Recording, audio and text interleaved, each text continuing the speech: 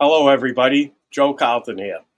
Welcome to episode 8 of Aces Up podcast. So when I started this show, I thought it would be a pretty cool concept to mix in a bonus episode here and there, highlighting some poker players. Tonight, I am excited to bring you our first bonus poker episode. My guest this evening, Lily Lotfy, has over $250K in career live tournament earnings over the last 5 years.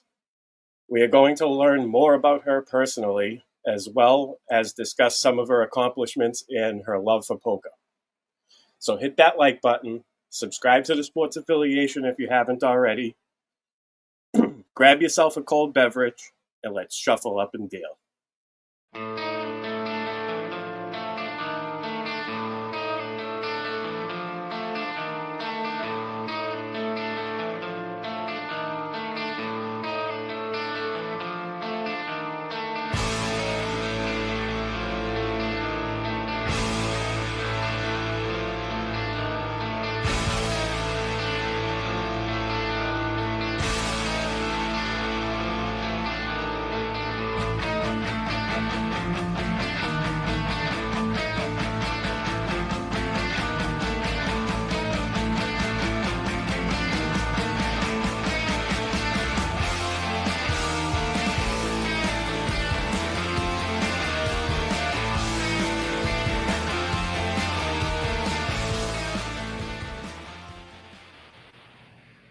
Man, that intro never gets old to me. I love that intro. JC did a great job.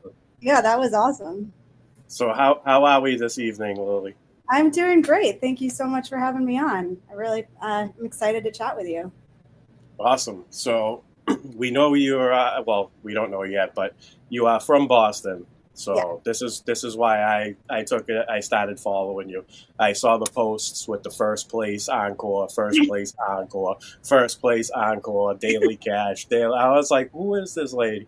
And, I have seen you around, but we've never played together, which I think is fascinating. Maybe someday I'll see you at a final table somewhere. Hopefully, yeah. I mean, I've been sticking to tournaments mostly lately. So if you just play cash, you probably chance of playing with me, but who knows? Maybe I'll get back into cash someday soon. I would love to play a tournament, but there's nothing good around here. You know this. This is why I know that very well. Go elsewhere. I would love to make it down to Hard Rock Hollywood in Florida. Yeah, that's a great tournament venue for sure. They do a great job down there. All right, so why don't we start talking a little bit about yourself, what you do for work. Yeah. Do any skills required for your real job translate to the poker table? Anything you want to share with us, really. Yeah, great question. So my normal career is in product management. So for the past 9 years or so, I've worked at different companies doing tech companies doing product management, mostly focused on data product management. I sort of fell into that career path. Back in 2013, I got my MBA from Northeastern. From there, I got an internship at a tech company at the time, and then just sort of like stuck down the tech path. I will say that, for me, I definitely am somebody that works to live as opposed to lives to work. So I think my career is very much just a means to enjoy the rest of my life. It's not, I would say, what I'm mostly passionate about, which is poker. And I'll also say that up until March of this year, I took about what I call my poker sabbatical. So I wasn't working my normal job for about 2.5 years. And that's really what gave me the opportunity to do a lot of traveling and get really into tournament poker specifically. So I would say my love for poker has only increased, especially over the past few years. But that said, I've been playing for 20 years. I've just fluctuated in terms of how into it I've been over the years. And luckily, the break from my normal career gave me that much more opportunity to play the game. So as of March, though, this year, I am back to my normal job. And I will say that I think there is a good amount of carryover. I think what I've learned over the years is that poker has a lot of transferable skills to normal jobs. All about it's a lot of risk management and understanding how to read and work with different types of people. I think there's just so many things that you can take away from poker into the workplace. So Yeah. Awesome. So in your X profile, you have Egyptian roots. You Yeah, want to give us a backstory on that? absolutely. Yeah. I'm interested in that. So Sure. Yeah. So both of my parents are originally from Cairo, Egypt. They immigrated to the U.S. back in the 80s. I was born and raised here in the United States, but definitely have strong ties to my family back in Egypt. I've pretty much been going there every year, almost every year for my entire life, especially more recently. When my mom retired, she actually moved back to Cairo, so she currently lives there. Um, so yeah, definitely have a lot of ties to Egyptian culture, and that's why, hence the Egyptian roots comment. Yeah, it's definitely a huge part of my identity, I'd say. all right. So do we have any other hobbies outside of poker? Yeah, I saw that question come through on like your pre-sheet, and like, to be perfectly honest, I would say if I'm not these days, if I'm not working, I'm playing poker. Poker is like my number one hobby, and it has been for a long time. I would say like outside of that, like I love to spend time with my friends and family, and I have family that lives, like I mentioned, all over the world. So I do a lot of traveling to visit family. But other than like traveling to visit family and hanging out with my friends when I'm not playing poker, not working, I really, that's pretty much it. I should probably find some more hobbies and diversify my life a little bit, but it's a lot of poker right now when I'm not working. Well, yeah, you're focused, so you got goals set, I'm sure. So it makes perfect sense. You know. Yeah, and I'm honestly just so passionate about it. And it's like I can't name a single thing that I enjoy doing more than being at the poker table. So any chance I get, especially when I have an opportunity to play a tournament, I'm there. I'll even play like I'll often play the encore daily tournaments after work, even when I have a full-time job. So yeah.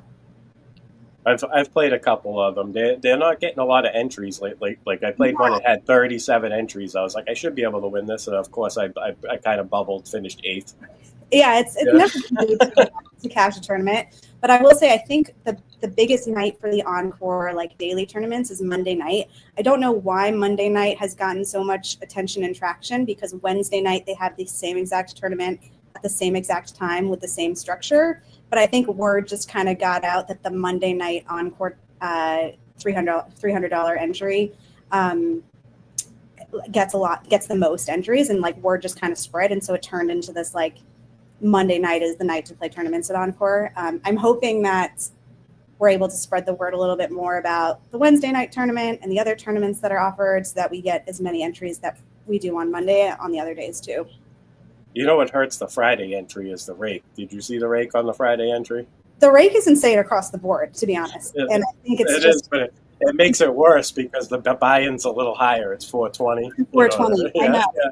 It's like, it sucks because I think in the Northeast, we're so starved for tournament poker. We have so few options, and like with little competition, like they're just able to jack up the price that they charge, and it sucks, and it makes it a lot harder to be a winning tournament player. But luckily I'm somebody that just does this recreationally for the most part, and I just do it because I really enjoy it. It would be incredibly difficult with things like the rake up here in the Northeast and managing the variance to make like a true decent living from playing these types of tournaments. And so yeah, it's tough. I feel for the guys that are from up here that really want to make a true career out of playing these tournaments, because it's not easy. No, it's you I think so. Having a real job or a real job, we'll say, definitely helps, because it doesn't put you in the mind for like it gives you a better mind frame, like a better balance. I think Totally, you can easily afford, you can afford a loss, and you move on. It doesn't really affect your play. Like if you're on a losing streak and you're really depending on it, it could seriously affect your play, I think. Yeah, I've been lucky in that sense. Like I've always said that if I ever had to rely on poker to pay my bills, like it would take a lot of the joy out of it for me, to be honest. And so I feel really lucky that I'm in a position that I get to play so much the game that I love without necessarily having to rely on it to pay my bills. Right. Supplement, and it is what it is. The results are what they are. It's definitely a more comfortable feeling. For sure. Yeah. All right, so why don't you tell us how you were introduced to poker? Like, Yeah, when did you start playing? Can you tell us about the first game a little bit, or like the characteristics absolutely. of? Yeah. Yeah, so I've been playing poker for like over 20 years now, if you can believe it. I learned to play poker when I was a teenager. I learned with family, so I come from kind of like a card playing family. I've always enjoyed playing cards as a kid with my family, and then every Thanksgiving we would go down. I had an aunt and uncle that lived in Kentucky, and we would have kind of like a mini family reunion every Thanksgiving where my family would travel from all over and spend Thanksgiving down in Kentucky. And my uncles and cousins, when I was maybe like 15 or 16 years old, taught me how to play poker over Thanksgiving break. And I just like fell in love with the game. And then like every Thanksgiving thereon, like I would so look forward to going and playing these poker games with my family, mostly like my uncles and cousins. And all my cousins were like much older than me. So they had been playing for a while. So that's how I learned the game. It was really through family. And like I said, I come from like a card playing family. We've always loved not just poker, but I always played card games growing up. And so I had sort of like an affinity towards playing cards. And then the other aspect of it is I've always said that gambling is kind of in my blood. I come from a family that really enjoys to gamble, for better or worse. So it was kind of like the mix of being able to play card games, which I love. And then that element of like a gamble, like I was just like hooked from the second that I learned how to play.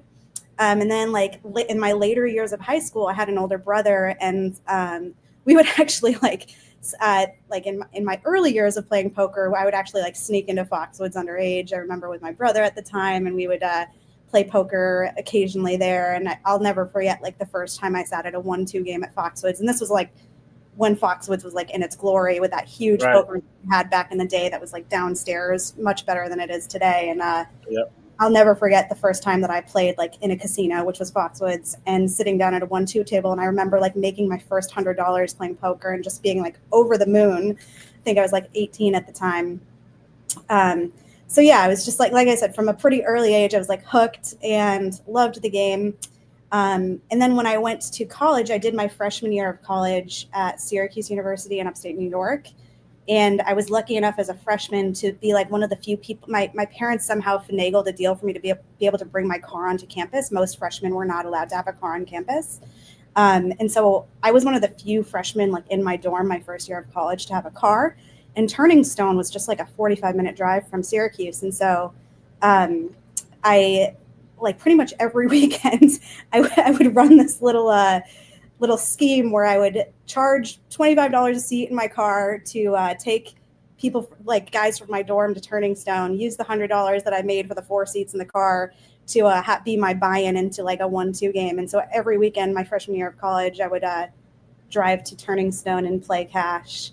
And yeah, like the years, just poker playing years just came after that. But that was sort of the beginnings of my poker journey, I'd say. Nice. I like this because you mentioned family card games, and that's how I was introduced. I was way younger though. So my grandmother was like this old Italian lady, and she didn't know what the hell she was doing, but my parents would have 2 of their friends over, and my uncle would play, and my grandmother. And I would sit with my grandmother and literally make all the decisions for her. They played for quarters and dimes and nickels or whatever. Nice.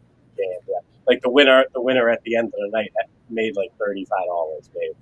Yeah, But I mean, it's all for the fun of it, right? yeah, and it was dealer's choice, and they played all kinds of weird games. Like they played all the normal ones, 7-card stud, draw. But then they played like 44, where you get 4 in your hand, 4 on the board, and like with all these weird games that they came up with, and that's kind of how I got into it. So I relate to that story big time. I love that. I feel like that's a common theme for a lot of people that are into poker, is you kind of learn it from your family. Or the other thing is like they'll have seen the WSOP on ESPN or something. I remember I used to watch that too back in the day when you could watch poker on TV, and I got really into it through that too.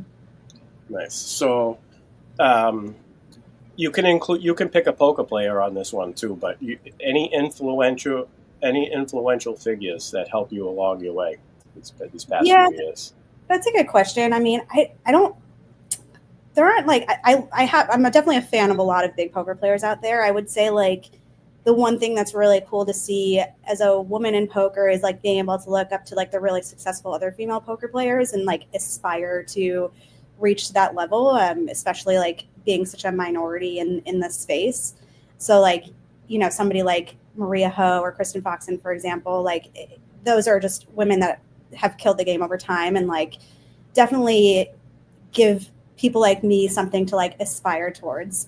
Even just like the most recent run, I don't know if you caught the WSOP final table this year, but yeah, Leo. Right? Yeah, Leo made the final table, and it was the first woman to make a final table in 30 years. And so being able to look up towards like really strong female poker players like that has been motivating for sure.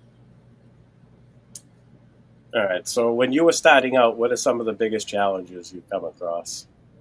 Yeah, I mean, I would say when I was starting out, like I was playing like not as often, and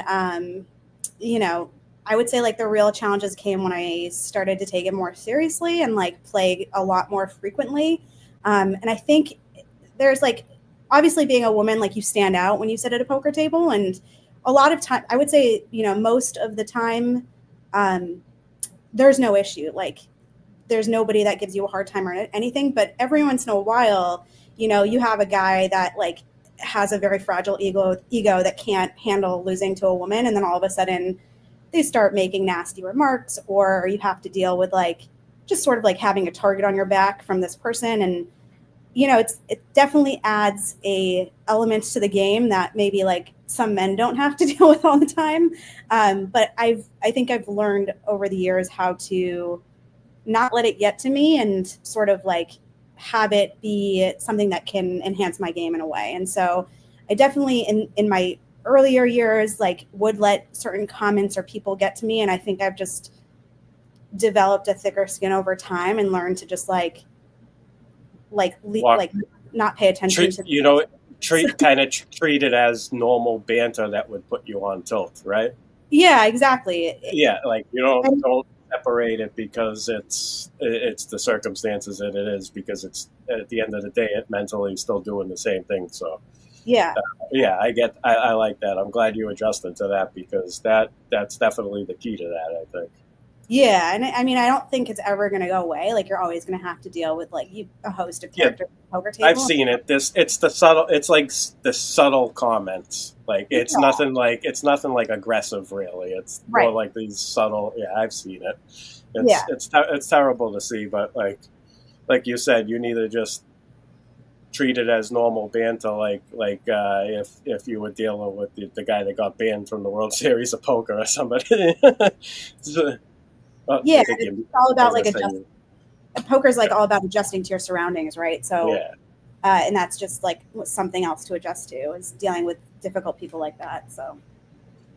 So what kind of resources do you find most helpful in your learning process? Do you do you go on forums? Do you read books? Do you have a coach? Have you had a coach? I mean, no, not really. I would say I'm pretty I just sort of watch other people play. I've never looked into getting coaching. I'm sure it would help me. I have no doubt. If I were to ever take poker as like a serious career, I would definitely invest in something like a coach. But given it, I just sort of do this recreationally. I think a lot of my learning comes from like watching other people play at higher levels and learning their style and like how they're playing and being able to adjust to that also. So I love the Triton streams that happen 4 or 5 times a year. Like whenever there's like a Triton high roller series happening, I will pretty much have that on my television 24/7.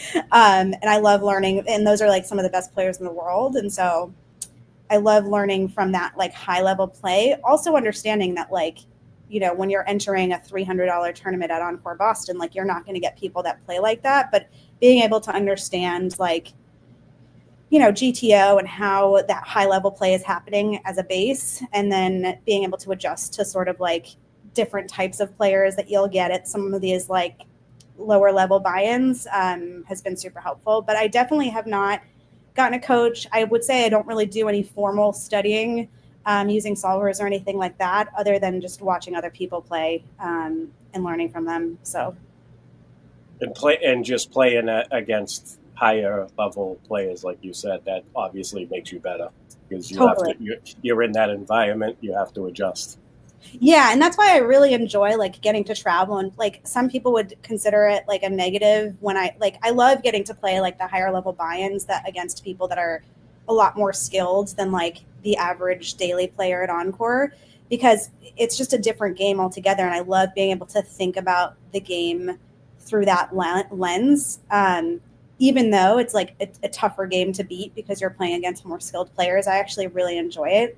I have a friend, like every time I go to WSOP, I have a friend that's like, why would you play that tournament? Like it's all crushers in that tournament. And I'm like, well, I just really enjoy the challenge, and I really enjoy being able to play against people that think about the game at a higher level and see how I can like stack up and keep up with them. Nice. This is how I got really good at fantasy football. I played the biggest buy-ins that I could find against the best players in the world, and took an ass kicking for a couple of years, and then got better just by watching how they do it, and then adjusting, and now I'm right there with them, so it's pretty cool. Yeah. I like the everything I like your process, everything, for a casual, well, you say recreational player. We'll yeah. say. Yeah. Yeah. Thanks. Yeah, and I'll say like I think tournament poker in general, like I only started playing tournament poker about like 4 years ago. I really got really into it for the first time 4 years ago, and like I think just learning tournament poker has also just improved my game overall, because it's such a different game than when you're playing cash, and it requires so much more patience, and it's really a game of survival over anything. And so I think, in my earlier years of playing poker, I had like a lot of gamble in me, and I like to take like really gambly spots that I think tournament poker just allowed me to like sort of chill in those spots and be a little bit more disciplined. I think tournament poker in particular has taught me a lot of discipline. Nice. Awesome. Why don't you tell us about your first major tournament cash or win, whichever came first? I mean, yeah, I would say like that. I would say that's sort of like what got me into tournament poker. I think it was 4 years ago. I don't know. I'd have to like look at my like list of caches, but I played a tournament. I had like hadn't really played many tournaments at all, and I played a tournament down at the Hard Rock in Florida. I think it was like a $600 buy-in, and I came in 34th out of like 6,000, and that was like before. I think it was like 6,000 entries or something. It was like a multi-day tournament. No, that's why I want to go there. I want to play. I like big fields. Yeah. Like I used to I got the shirt behind me. Back in the day on PokerStars, I would play the free rolls, and I have a lot of free roll final tables, and those were like 15,000 players. So I like big fields. So, and there's no big, you can't get a big field around here anymore. That's for sure. Yeah, definitely not. You have to travel for those for sure. Hard Rock, like I said, is a great place to down in Hollywood is a great place to go. And honestly, like it's not that far of a trip. The flights are really cheap. It's worth checking out for sure. But I would say that was like the tournament that sort of like got me into tournament poker. And it's funny, my brother lives down in Florida, so it's really convenient for me to go down there. And he also entered this tournament and came in like 49th place. So we both like went really deep without really having any idea what we were doing. I think we just both ran really well. And then ever since that tournament, I've just been kind of like hooked. And after that was like in January of, I want to say like 22 or 20. I don't remember the exact year. And then after that, I decided, I really want to go to the World Series. And so I went to my first World Series of Poker in 2022. Had a blast, like just fell in love with tournament poker that much more throughout that experience. Had like a couple decent scores my first World Series, but nothing like to write home about, I would say. It wasn't until the next series in 2023 that I went to that I had my biggest cash ever, even still to date. And that was at the Wynn Summer Series. So like for those that aren't aware, the World Series of Poker runs every summer in Vegas, but every property in Vegas has their own series in parallel. They sort of take advantage of all the poker players coming from around the world coming to Vegas and playing. So you definitely like playing the World Series events are great, but you have an opportunity to play tournaments all over Vegas. So I played a $1,600 buy-in at the Win. It was, again, a multi-day. I think there was like something like 1,600 entries, so it was a pretty big field. I finished day one of that as the chip leader, so I remember just like being over the moon just from day one. I actually got to play that tournament day one. I played with Farrah Galfond to my right. Farrah Galfond is Phil Galfond's wife, also a poker player. It was pretty well known, and she was like so sweet to me the whole day, and I felt like just like really like pumped me up and made me play that much better, just sort of like being in her presence and her being so sweet to me. Like just it was a very good day one for me. And so I basically got no sleep because I was so excited for being the chip leader from day one of that tournament. Went into day two, again, with quite a bit of chips, and I ended up running super deep. I ended up coming in 8th place in that tournament. I will say that when I got to the final table of that tournament, because I was on like no sleep and had just had like my second consecutive 12-13 hour day of playing poker, I was so delirious and probably played definitely played totally wrong. Like, it sucks because even though it was my biggest cash, first place was 350,000. I ended up coming in 8th place for 42,000, and I want to say like I absolutely punted that final table. If I had known what I know now, like years after, about the right or the correct way to play a final table, I feel like my results would have been so much different. So even though it was great and it was a very exciting moment for me to come in 8th place in that tournament, I sort of have nightmares looking back at that final table because I'm like, what could have been if I didn't take the spots that I took and played a little bit more conservatively. Awesome. So how has poker impacted your life outside of the game? That's a good question. How has it impacted my life? I mean, it's really just given me like goals and ambitions that like I've honestly poured so much into the game in terms of like time and money. And like it's just given me something. It's given me like a goal to strive for. Like I try to just get better every day, play better every day, like know that I'm going to have some bad days and learn to manage that. It's, yeah, like I mentioned before, tournament poker in general has taught me a lot of discipline that I didn't necessarily have before. Yeah, but I'd say that's pretty much. Any friendships? No friendships? You get any? Yeah, I have a couple friendships. I will say, like, I think I'm trying to get better about this, but I'm definitely somebody that like very much keeps to myself. I would say like I have a lot more acquaintances than I do like really good friendships. I'm trying to get better. Like even like, coming on this show, I'm trying to get better about like putting myself out there. I for the most part, I have a habit of really keeping to myself.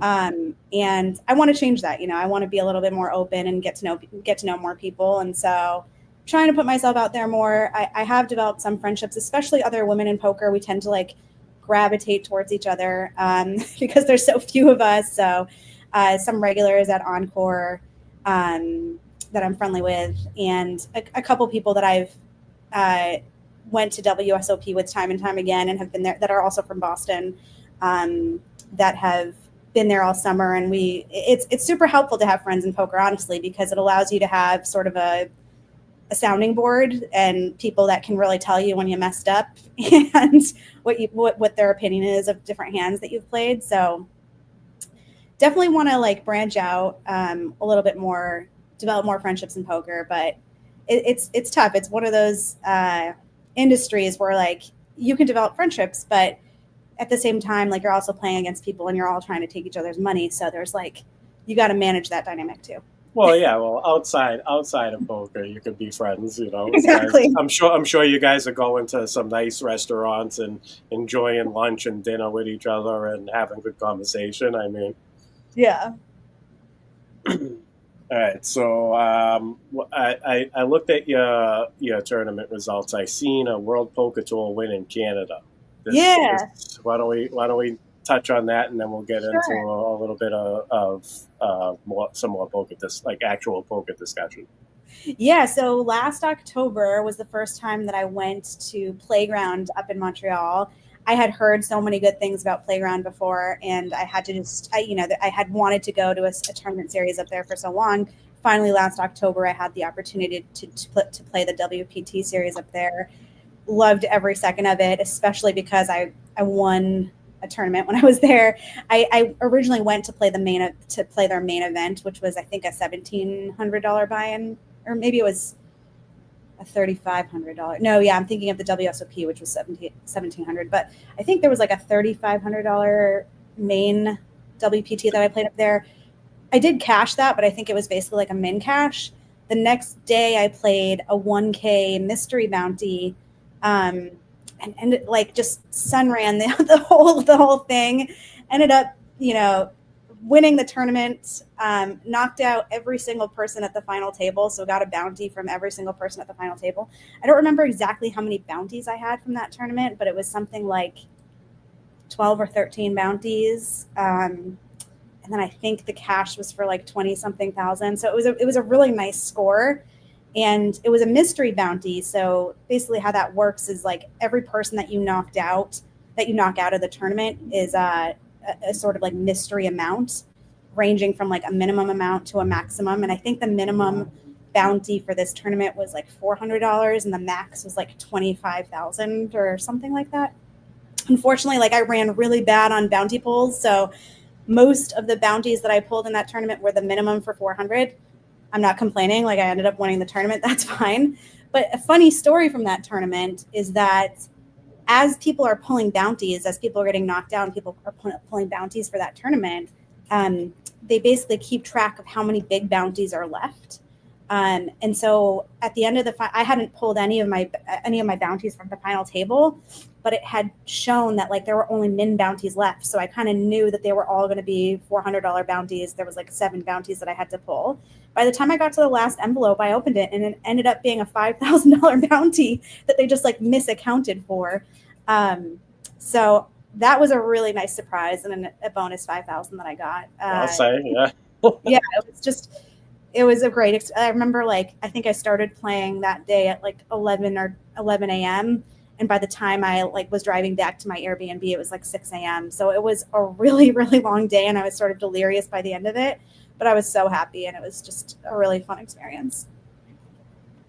Nice. All right. So what advice would you give to women who are just getting into tournament poker? Like to tournament poker, somewhat seriously, not really, not casually, but like somebody that wants to get into it and be someone that's motivated by you and wants to follow in your footsteps. What would you say? Yeah. I would say like don't be scared. Definitely like start small, play like find some of the lower buy-in tournaments that you can possibly find and get comfortable with that without having to like risk too much money up front. Don't be intimidated. I know I can totally relate and understand that like as a woman sitting at a poker table, especially for the first time, like it being a minority also, like it can definitely be intimidating, but I would say just like take it slow, start with like a lower level buy-in. Another really great place to start is a ladies event. Like a lot of unfortunately not here in the Northeast because there aren't big tournament series that happen up here. But if you go down to Hard Rock or you go to Vegas or other, I think Borgata in Atlantic City is having a ladies event today as we speak. But a lot of the big series will have women only events. And those are generally like much more welcoming and friendly environments to learn. And much less intimidating. So ladies events are definitely a great place to start also. And like, don't be, if you're super interested, I find that like a lot of the women in the tournament poker community have been so just like warm and welcoming. And I've reached out to people that have gotten back to me just like wanting to connect with different people. And so like, don't be, the poker world kind of lives on Twitter, oddly enough, but don't be afraid to like sort of like cold reach out to other women in poker and ask them for support or how they can help or advice, myself included. Like, don't be afraid to do that too. Nice. So we got my friend Rick Avery in the chat got a question for you. Yeah. I think I know the answer, but okay. It's right there they put it on the screen. You could Oh say yeah. it. Okay. So how much of myself do I have? Like, do you partner with anybody or anything Yeah. like that? Actually, I have never sold action ever. So I've always had 100% of myself. That's exactly what I thought. Yeah. I've thought about it in the past, like especially like I played the main event once. Like I've thought about, and obviously like I didn't cash it, but I've thought about like that's the 10K is obviously the biggest buy-in I've ever entered, and I thought about potentially selling, but like to me like I don't know if probably if I was playing professionally as a career, like I'd look to sell action and mitigate my risk that way. But like I said, like I do this recreationally. I do it for fun. Like I want to have all of myself. Like I want to feel every pain of every dollar lost, and I want to feel every bit of joy for every dollar won. So, yeah, always 100% of myself. Nice. And I got a fantasy football question I'm going to answer. So, Mike, so me and Steve were going to live stream an auction at 9 p.m., but there's a 9 p.m. cut line, which is a different contest that they're trying to sell out and push. So I'm not sure. And I also haven't heard back from Steve since this morning. So I'm going to say, no, we're not doing an auction draft tonight. All right. Appreciate you guys. Appreciate the chat. Everyone in the chat. Anyone that's tuning in live. You catch it after. We appreciate all of you. If you're watching on X right now, when you finish listening, go over to YouTube, hit the like button, and if you're not subscribed to the Sports Affiliation, subscribe. It definitely helps us out. Costs nothing to hit that button, and it helps us out a lot. So we appreciate you. So Lily, let's get into some poker talk. Yeah. Not strategy, but how do you? What I want to know is how do you manage tilt and maintain emotional control at the table, especially when you lose a pot and under tough circumstances? Yeah, that's a great question. I mean, I will say like I'm not immune to tilts. Like I'm not a perfect poker player by any means, and definitely still get tilted from time to time and let it get to me, and it affects my game, and it sucks when it does. But I would say in general, like experience really helps. Like the more crazy bad beats you take, the more you become sort of like numb to them, if that makes sense. I think experience definitely helps to manage tilt. Unfortunately, like it's just the nature of it. But I'll say like, unfortunately with tournament poker as opposed to cash, you can't really like step away from the table when you take a really bad beat. You have to just like reset on the spot and keep going. Right. And yeah, it's just a muscle that you build over time to be able to say like, hey, like, okay, you had this many chips at one point, you just lost a pretty big pot, that sucked. But you're still in it. Like tournament poker is a game of survival. Like you're still in it.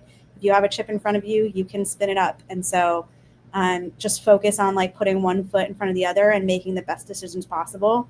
I would say like tilt also for me goes in the opposite direction. Like this is something that I'm working on and improving my game is I'll oftentimes find that like earlier on in a tournament, especially when I'm deeper, I tend to do pretty well like early in the tournament because I think I'm pretty good at playing deeper in tournaments and also like using my image to my advantage earlier on in tournaments until people sort of like see what's up and then they realize that that I'm not who they thought I was. Yeah, I know that feeling too. So yeah. I love being able to like have people underestimate me. But that aside, like I think something that I need to work on is like winner's tilt, if you've ever heard of that term, of like sort of like doing really well, building a really big stack, and then sort of feeling invincible as a result. And I think something that I've been trying to work on more recently is like how to manage winner's tilt and not feel like, just because I'm doing well and building a big stack doesn't mean I have to take like every single spot and be super aggressive. Right. I can like still continue to play or try to play conservatively and with sort of a survival mindset, even after having built a stack. And so, yeah, I guess it's just like something to keep in mind is that tilt can really go in both directions. And I think for me, like something that I've been focusing on a lot more is how to like tame my winner's tilt. Nice. I like how you bring up and call it winner's tilt. Yeah. So what I like to do is if I build the stack early on, like you say, I like to play a lot of hands early on and really 3-bet, like have a wide 3-bet range and all that. And and be all over the place and kind of make it so you disguise and everything. But Yeah. if you build a stack, it's almost correct to get conservative and kind of just pick Yeah. your spots. And when you pick your spots, you put the your opponent on defense. Really, you don't sit there and call. You follow the call. You pick your spot aggressively, and for the most part, you kind of just use your power at the table Totally. to maintain. And you also got to pay attention to like how many big blinds you have. There's a point where you can literally step away from the table for a few minutes. Like you can actually earn yourself a break. So I definitely agree with the winner's tilt thing. Because all it takes is that one hand, and boom, it drops you right back down to and then you got to deal with maybe being on tilt from it too. Because what if it's a bad circumstance? You made a great call, but you still lost. Like that's part of the game, and you got to deal with it. So, being more conservative when you build a stack is definitely a good adjustment.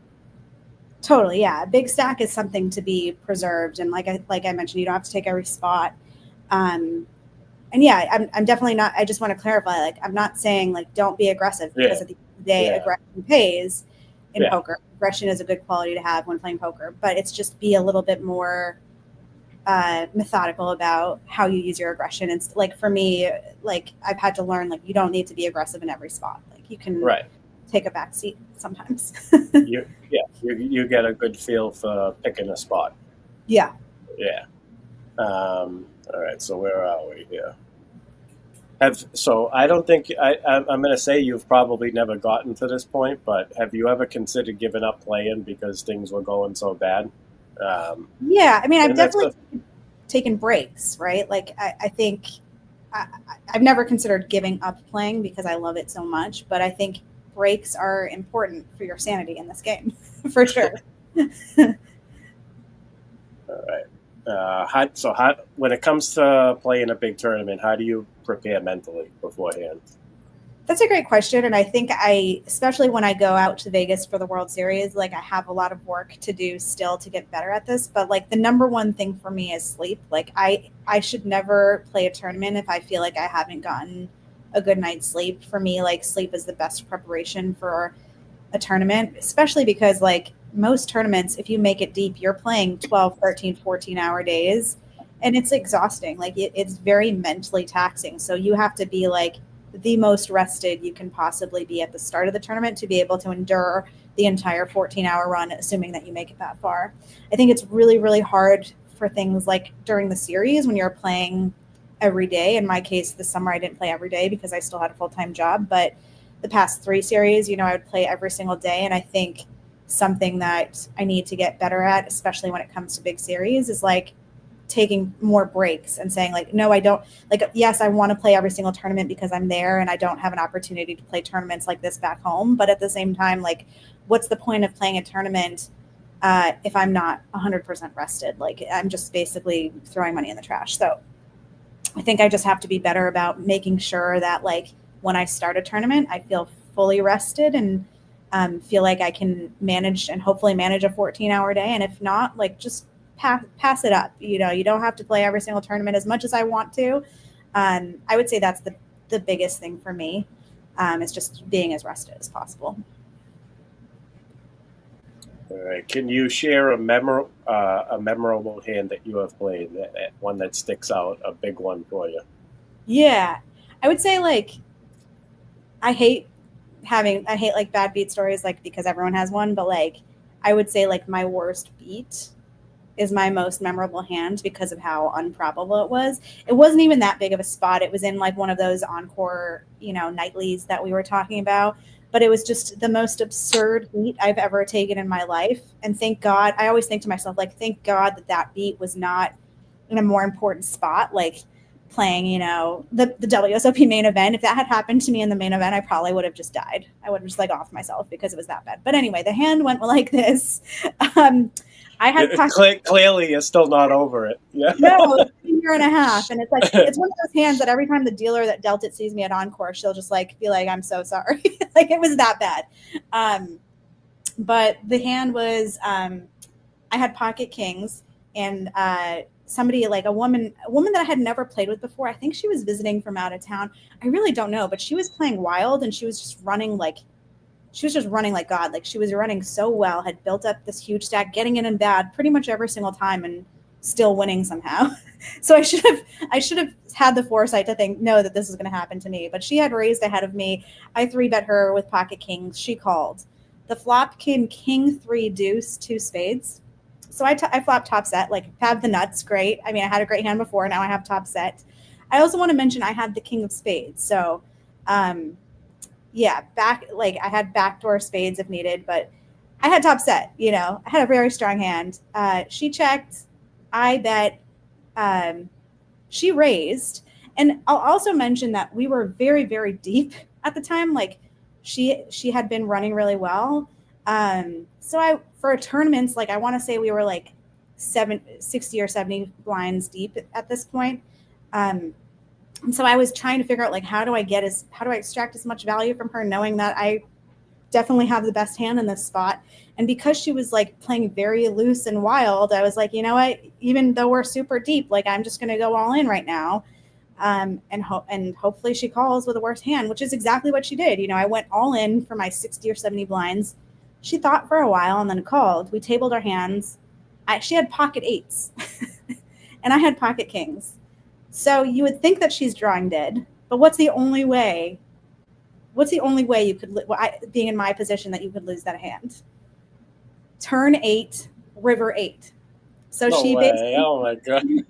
basically runner quads on me. And yeah, it was like one of those hands where, like, everyone, like, other people from the tables, like other people at other tables, like, got up to see what had happened, because it was that unbelievably ridiculous. I think if you look it up, she had like a 0.01 chance of Right. No, hand. this is a good choice.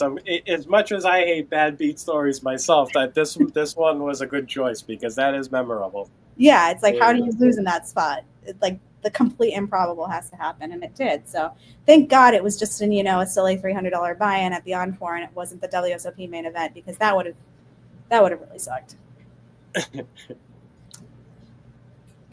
All right. Can you share a funny or unusual experience you've had at the poker table? Funny or unusual experience that you haven't already shared. Yeah. Let's see. I mean, yeah, it's always a mixed bag at the poker table. I will, like, I think you mentioned, like, I played with Jamie Gold one time, so I can share that experience. Share the story, because I'm not a big fan. Yeah, I'm not a big fan either. So Jamie Gold, for those who don't know, he won the main event. In that year, right there. Oh, okay. I didn't even know what year. Okay. He is like a very loudmouth, kind of, like, not super likable guy in a lot of respects. This was my first or second WSOP ever. I was playing up the Monster Stack, which is one of the bigger field tournaments during the series. I actually, like, was pretty new to tournament poker at that time, and I didn't even think I realized, like, who he was when I sat at the table.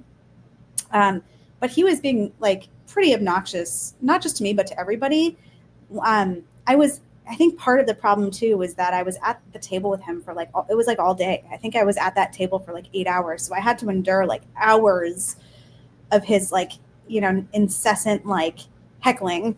But I had built up a stack at that table. So for, like, the second half of that day, I was chip leading for a good chunk of that day one of the Monster Stack. And so I think he sort of, like, there was a target on my back as a result. And he just would not stop, like, needling me, like, talking to me, trying to get reactions out of me. If you saw it, like, it was honestly, it was comparable to what we saw this year with William Kassouf at the series. I mean, maybe not quite that bad, but, like, to that level of just nonstop talking and trying to get other people to make mistakes as a result. And especially me, because I was the only woman at the table. I had the chip lead, and he was just constantly trying to, like, get reads from me. Figure out how to get you off your game. Yeah. Exactly. to the extent that like, there were other people at the table that were like telling him to back off on my behalf and like sort of standing up for me because it had just gotten so absurd. And then it got so bad to the extent that like the dealer, as we were going to dinner break, I think the dealer like pulled me aside and she was just like, look, do you have headphones? And I'm like, well, not on me. She's like, are you staying here? I said, yeah, I have a room here. She's like, you need to go back up to your room right now and get headphones and put them in for the rest of the day so that you do not have to hear him talk anymore. And she was just like trying to be like as helpful as possible because she saw how ridiculous of a situation it was. And yeah, the reason that this came up recently is because Jamie Gold posted a video recently saying that like he doesn't like being compared to William Hassouf and he thinks he's like not comparable at all. And I think I commented on that being like, I disagree with that actually. I think you are kind of comparable to this guy, at least from my experience. So Nice. So I'm going to share a funny story. I got a pretty funny story. So do you know Bob Ferdinand? Everybody calls him the Bus. Have you ever played with him? I don't know. I probably would have to see him. He's a tournament player in this area. He has some big Foxwood caches from back in the day, like you said, in the glory days. I haven't seen him recently, so I don't know if he's around or how he is with his health or whatnot. But we were playing 2-5 downstairs at Foxwoods. This was probably in like 2007, I want to say. We were playing 2-5. He wasn't even at my table, but he was sitting directly behind me on the table next to me. And no, he was at my table. I'm thinking of a different situation. He was at my table. He called an all-in with pot. So this kid bluffed him out of a pot. So he laid down a straight, and the kid showed him just a pair the hand before. And it definitely put him on tilt. Like, Bobby's easy to tilt. And the next hand he picks up, like he reloaded, the next hand he picks up jacks. And he 3-bets. The kid raises to 25. Bobby makes it 125. He 3-bets him to 125. It comes back to the kid. He goes all in. Right? Bobby's he was like off and he calls out of, he's like, I'm gonna call out of spite, and he calls out of spite. Okay. And the cards, they didn't show. The cards come out and there was a queen out there. And the kid drops on ace queen. Shows the ace queen. And he's like, I fucking hate jacks. And he literally showed everybody, tore them up, literally ripped them up into pieces and threw them in the friggin' trash. Jesus. Great. That was one of the funniest moments I've ever witnessed at a poker table. The other, what did the floor do in that? Like, what do you? He got a 30-day ban. I was going to say they must have banned him or something for that. Yeah, he got 30 days for that one. But that was so. I've known Bobby a long time. He's from. I grew up in Revere. I live in Malden now, but I grew up in Revere. He's from Revere, and we played the Revere Moose Club. It's not open anymore, but there used to be $100 tournaments in there and cash games afterwards. And I used to play in there with him, and then that's how I really got to know him. He plays tournaments too, like bigger tournaments. He was on. He was on the Poker Stars High Stakes show in like 2011, maybe. He made like 180K. He actually did pretty good. He beat, I don't know if you know Elkie. Yeah. He beat up on Elkie pretty good. Elkie just kept calling him. Like, Elkie wouldn't give him credit for anything. He just kept calling. And he did good on that. So, but yeah, that's probably one of the funny moments I've had at the poker table. That's awesome. Yeah. So let's see where we at. So what is your favorite? If you had to pick a favorite thing about poker, what would it be? Oh man, just one thing, huh? Yeah. I just like, and you can't say I love it. That's yeah. I think that my favorite thing, and this probably has to do with me being a woman in poker, but my favorite thing is just being underestimated and proving people wrong. Like, I love being underestimated at the poker table. And that's why, like, I don't really enjoy playing the Boston area so much, because I think that a lot of people know me at this point and they know how I play. But I love going to places where nobody knows me. I love being anonymous at the poker table, and I love people just like not having a clue, like what my style of play is, and then just completely being underestimated and then completely shocking them. It's so funny every time I play somewhere where like nobody at the table knows who I am. I think as a woman, you just naturally have like a conservative image until your hands go to showdown. Like, people think that you're going to play more conservatively, even if maybe you're not. So I love taking advantage of that image earlier on.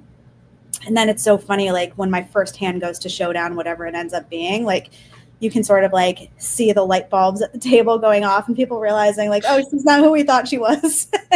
Yeah. I just like love that so much. Well, yeah. When I sit down at a table and I don't recognize anybody, it's a good feel. I feel like it's a good thing. Yeah, for sure. Because people, like you said, like I sit down at a 1-3 table, and if I do good in the first like 90 minutes, and I'm looking at the floor going, I need a table transfer because everybody's shut it down. You know what I mean? So, Totally. yeah. So I like that. That's pretty good. Let's see where we're at now. What are your long-term goals? Yeah, long-term goals for your poker career in the future. Honestly, just like keep having fun. Like, I would love to continue to make money. It's not easy. Like I said, I don't think it's realistic to say that I will ever make as much money playing poker as I do in my normal career. And I think that's part of the reason that, like, it just doesn't make sense for me to depend on poker for my bills. Like, for me, like, my first priority is like, I enjoy playing the game. I want to continue to enjoy playing the game. If I can be profitable in the long run, like, even better. You know what I mean? Like, for me, it's very much recreation, and I want it to always be that way. I always want to enjoy playing the game. I never want to feel stressed by it. I want to be able to take a break from it when I need to. Just continue to have that kind of like mindset towards poker. Nice. All right. So you went out. We know you went out to the 2025 World Series of Poker for a long time. Delayed the poker bonus episode. No, I'm just kidding. We could have done it with you out in Vegas, but I didn't want to take away from what you were doing out there. Honestly, like between sleep, work, and playing poker, I just didn't have any time for anything else. No. Plus, we have more to talk about now because this has got its own little 3 or 4 questions here. Yeah, so the 2025 World Series of Poker and your Vegas experience. Tell us about some of the tournaments you played out in Vegas this summer. Yeah, sure. So this was my 4th World Series, my 4th consecutive World Series that I've played. And unfortunately, like, this was the first World Series that I've played where I've had a full-time job at the same time. So really what my schedule was like was I was, working Monday through Thursday every week. And then I had every Friday off for the time that I was out there for the series. So I would play, and the other thing is I was working East Coast hours. So I was starting work at like 6 a.m. every morning, finishing around like 3 p.m. So every Thursday from like 3 p.m. all the way through Sunday, I would just be playing tournaments nonstop. And I will say that I think what I learned from this summer is that, like, I can't really do this again because it was just too much. Like, managing the full-time job and playing poker every other waking second that I had, it wasn't the best move. It was definitely my worst series to date results-wise. Definitely a tough summer. I fired endless bullets, it felt like. I cashed 3 tournaments that I played. I will say one of the ones that I was really excited to cash and happy to cash was the High Roller Ladies event at the Wynn. This summer, they had the biggest buy-in women's only tournament in history at the Wynn. So it was a 3K buy-in, and I got to play that against some of the best female poker players in the world, which was really cool. And I came in 11th place and was able to cash that. Got pretty bad beat. And then, how many entries were there in that one? I think there was only like, I want to say 70-ish. I don't remember the exact number, but it was less than 100, definitely more than 50, and definitely less than 100. I want to say it was like 70, 65, 70. So I min cashed in 11th place, ended up, getting it all in with aces, a pre-flop and losing, which really sucked. But I was really happy to cash that, and that was a really great experience. I wish I could have, made the final table of that one and gone further, but I was happy to at least cash that one and participate in what was the largest women's only event ever. And I hope they keep running it. I hope I get to do it again next year. I will say that because of my work schedule, I didn't get to play as many WSOP events. I because a lot of those are multi-days and would cut into the work week when I had to work. So really what I was doing was I was playing a lot of non-WSOP, like Win Summer Classic events that were 1 days, Venetian events, and Aria events. They do a lot of 1 days over the weekend. So I was playing a lot of those and a lot less. Like I didn't get to play nearly as many World Series of Poker events as I did in years prior, just because there were so many multi-day events, and I don't really like to go. Of course I could have played them, and if I had made day 2 or day 3 like taken off of work, but I was already taking every Friday off of work, and I hate going into a tournament knowing that like I have a conflict. Even if I don't make it to day 3, I hate knowing that I have a conflict for day 3. It just like messes with my head. It's on your mind. Yep. Exactly. Yeah. Like I don't even want to enter a tournament if I feel like I'm going to have a conflict down the road. So I was really just sticking to a lot of the 1 day events at the other properties this summer. Did you play the main, the World Series main? No, I couldn't. I wouldn't have, even if I could, honestly, because it wasn't my best summer. But I couldn't because of my work schedule. The main is a huge time commitment, right? It's Right. like, again, it's like very hard to run deep in the main. But like if you do, you're committing like 10 days of your life to that. And so I knew from the beginning of the summer, I knew I wasn't going to even attempt to play the main. I think what I realized from my experience this summer is that like if and when I go back to play the series next summer, if I'm, still have a full-time job at that time and I'm still working a full-time job, I'm really just probably not going to go out for the whole series like I have for the past 4 years in a row. I'll take off, 2 solid weeks around the main, play the main and other side events if the main doesn't go well, and really just focus all of my time and energy for 2 weeks into poker instead of just trying to juggle the job and poker and go back and forth. It was tough. It was definitely tough. Awesome. So from what I saw on social media, the World Series of Poker was a bit of a shit show. Did you witness that? So between the deal, but I seen the dealers like were putting the cards in the wrong spot, like, and then you had people getting banned, and then what kills me is you're all in a tournament and there's 8 or 9 different cameras overlooking the like social media people like taking videos, all that stuff going on would really like put a damper on me like the experience of playing at the World Series, if you ask me. I would say the first issue was definitely that you brought up was definitely an issue. So like the quality, I played some World Series of Poker events, and I think the quality of the dealers this year was worse than any other year I had experienced. I'm not sure why, because the field side, like the same amount of people showed up, and the dealers, it was rough. It was definitely rough, especially like the beginning of the series, like the first couple weeks of the series. Like they have so many people that are just starting out that have never dealt poker in their life. And so it's a lot of players having to manage the dealing at the table. And it's tough. And you really feel for the dealers that are put in that spot. But yeah, I would say that was definitely frustrating for playing W. And I think it was also a reason I was like, I'd much rather play at the Aria or the Win or the Venetian, because you just know that the quality of the dealing is going to be so much better. And it's like, when you have dealers that are dealing that bad, like it will put you on tilt. Like it will put you on tilt. Oh, I know. We talked about my last session before we came on. I don't want to talk about it again, but that was the dealer's fault, really. Yeah. So. Or even just like the pace when you're like only playing like one hand every 4 minutes, like it's tough. But even just the pace of play, the pace of the dealing, it can wear on you. So that part, I would say, it was a shit show at the WSOP for sure.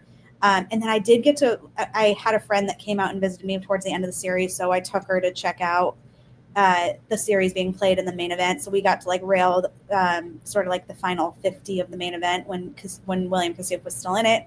Got to like be right there on the rail and witness firsthand the madness. We didn't get to see him. We didn't see him at the point he got banned and got knocked out, but we did see some of the insanity, and it's just, I do not envy the people that had to sit at a table with him. It seemed rough. I mean, I don't understand that. Like when you play a tournament around here, if you start talking to your opponent heads up, the dealer yells at you. Like you can't talk to her, and like in the World Series of Poker, it's like a free for all. Like, yeah. So I mean, I don't mind that aspect. I think that the worst thing my opponent can do is try to start talking to me.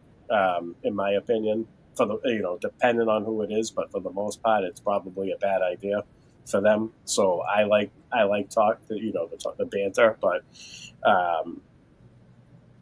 just having it constant like that is it's a little overboard, in my opinion.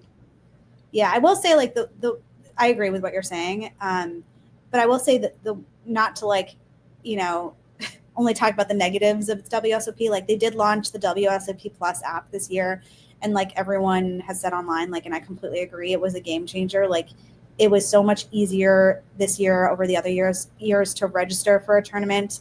And then like when tables break, it was so much easier to like manage that process and move to your next table. Like the WSOP Plus app really did make a huge difference in terms of registering and the process and payouts and all that. It was like huge. So nice. Do you play online at all? I probably should have. Oh no, I don't play online. No. And what I was referring to with the WSOP, I know what you, but that just made me think of that. Oh, I don't okay. play. I don't trust it anymore either. I played millions of hands back in the day.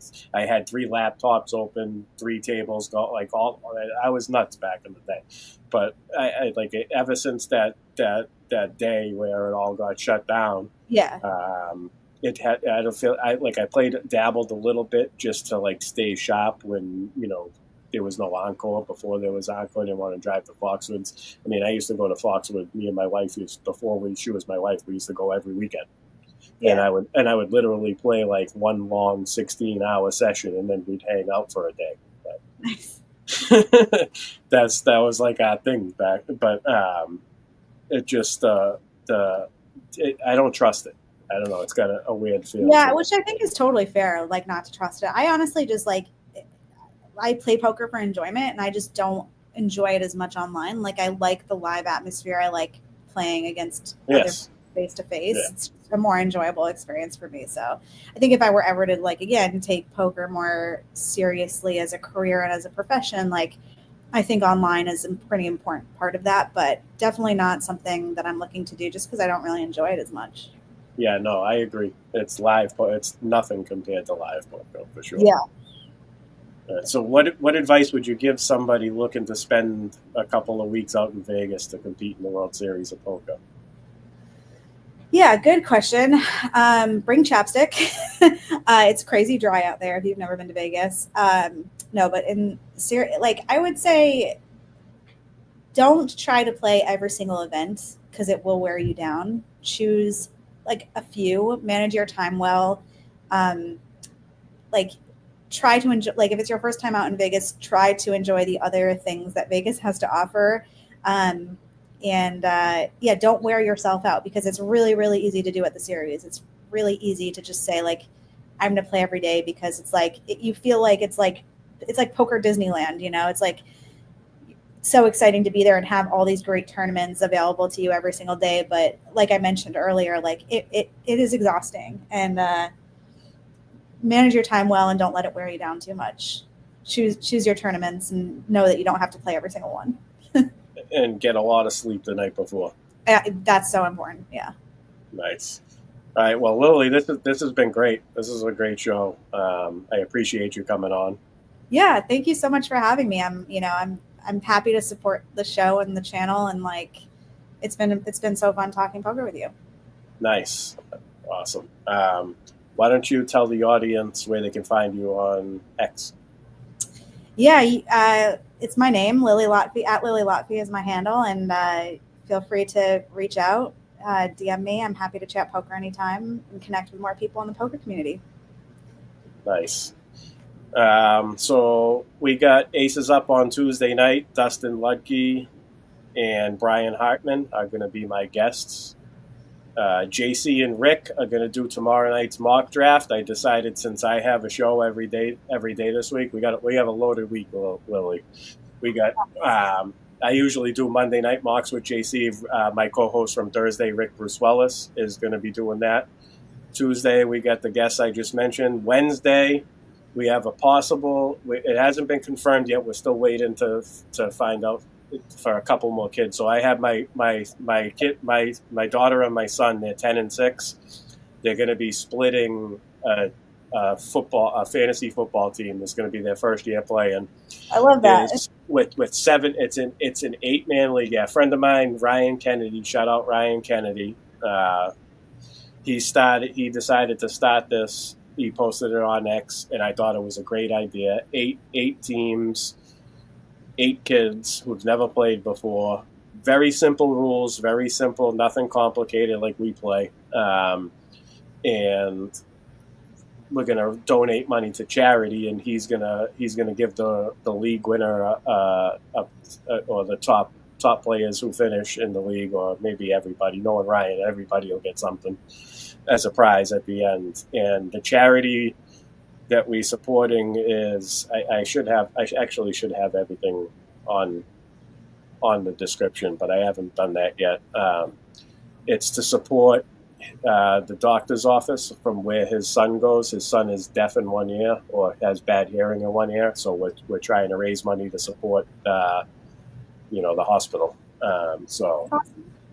And we just recently added 8 more. So what we're doing is his daughter and my daughter are going to host a show together and bring on the other kids just for 2 simple questions. Ask who their favorite player is, why they wanted to join the league, how old they are, and then we'll bring on the next guest and have Ryan talk about the charity and the whole situation. They're really looking forward to that show. We've been trying to put it together for a couple of weeks now, so I want to raise awareness on that, get some more money donated to the charity. And then on Thursday we have Pierre. I don't know. Is it Pierre? I think it's Pierre Wilson. I could be wrong. I'm sorry if I'm wrong. But we have a guest Thursday night for Thursday Check Down. And then Carla has her Beyond the Beats show on Friday. It's a Zumba show. I don't know if you're into Zumba at all. But she's a Zumba instructor, and she brings on other instructors and people in the industry, and I believe she's going to bring on some students as well. She's got a lot of guests lined up all the way through December. So, we got a lot of big things planned here at the Sports Affiliation, so definitely tune in, everybody. Like I said, hit the like, hit the subscribe, put the notifications on. You get all the shows. And Lily, thank you again. This was an awesome show. I'm glad that we can bring you out of the darkness. Yeah, so I appreciate it. Happy to chat with you. So thank you so much for having me. Yeah, and let me know when you're going to play that Monday night event again, and maybe I'll show up. Yeah, I'm there. I probably start again tomorrow night. We'll see how I'm feeling, but I'll be there. What time's it start? Registration opens at I think 5 or 5:15, but it goes all the way through 8 p.m. You can register all the way through up until 8 p.m. Right. So. Yeah. Nice. All right. Yeah.